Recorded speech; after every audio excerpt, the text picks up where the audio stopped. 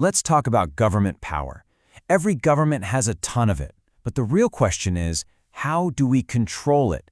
Today, we're going to unpack that whole debate using one super simple metaphor, a traffic light. It's a really brilliant way to understand the constant tug of war over managing the power of the state. So let's get right into it. So here's the fundamental problem, right? How do you get a government that's strong enough to do all the things we need it to do, like build roads, keep us safe, run services, without it becoming so powerful that it actually starts to threaten our freedom? It's this constant balancing act, and a whole area of law is built around trying to solve it. And that area is called administrative law. As you can see from this classic definition, it's really all about one thing: creating a rulebook for the rulers, a way to protect us, the citizens, from the abuse of power.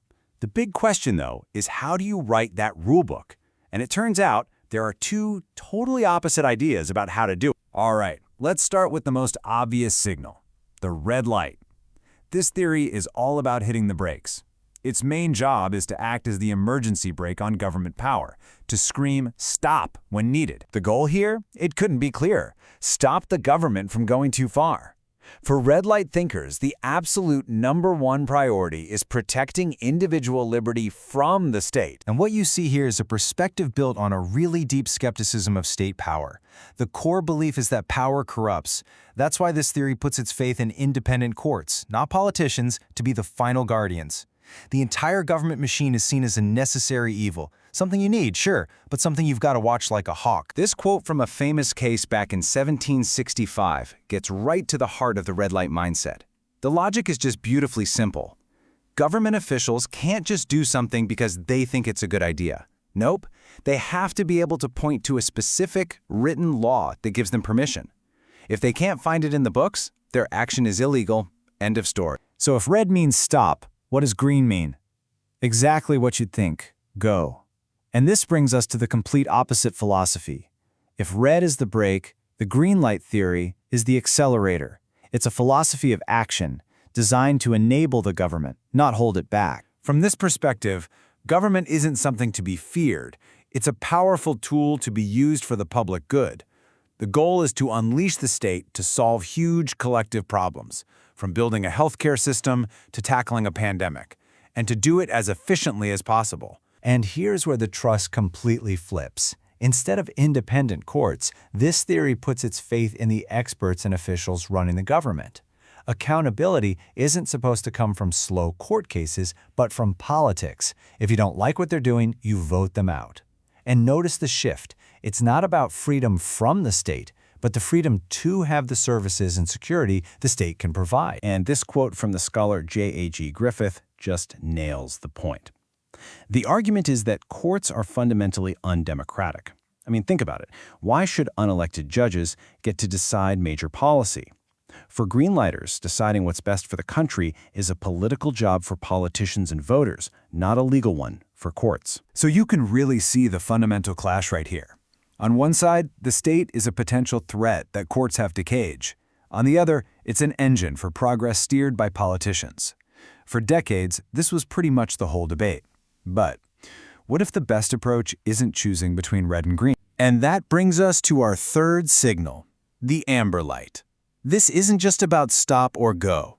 As the subtitle says, this is about the art of skilled driving, a theory focused on balance, on caution, and on finding a path right between the two extremes. The amber light approach basically says, hey, we actually need both. We want an effective government that can get things done, but we also demand strong protection for our rights. So the whole idea is to get the best of both worlds, to blend that red light control with green light efficiency and find a pragmatic middle ground. The key to making this work is one word: context. It's not a one-size-fits-all rule. For instance, a court might step in forcefully to protect a basic human right. But when it comes to a super complex economic policy, that same court might step back and defer to the government's expertise.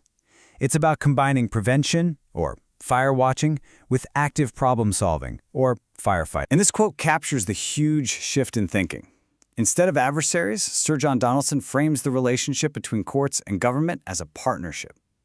That is a game-changing idea, that both sides have the same ultimate goal, the highest standards of public administration. This concept of partnership is the absolute core of the amber light approach. So, red, green, and amber. It's a pretty neat metaphor, but why does it actually matter? Okay, let's take this from theory into the real world. What's really cool is you can actually see these theories as a story of how our needs have changed. You know, we started with a red light focus, limiting the power of kings and queens. Then, the Industrial Revolution demanded a more active, green light government to build the modern welfare state. And for the past 70 years or so, we've been on this quest for the amber light synthesis, that perfect balance between effectiveness and control. Okay, this table pulls it all together. Let's just walk through it. Look at the top row, the primary goal. Red light wants to control power. Green light wants to facilitate action, and amber tries to balance both. Now look at the view of admin. It goes from suspicious to trusting to pragmatic. The role of courts is maybe the biggest shift, from primary adversarial control in the red light view to a secondary role in the green to that idea of partnership in the amber. And finally, how they see the law itself. Is it superior to politics, a mere instrument of policy, or a framework that allows for politics? This is the entire debate on a single slide. And here's maybe the most important point of all. In the real world, no government is just one color. They're all a dynamic mix. A country might be very green light on economic policy, but extremely red light on protecting civil liberties.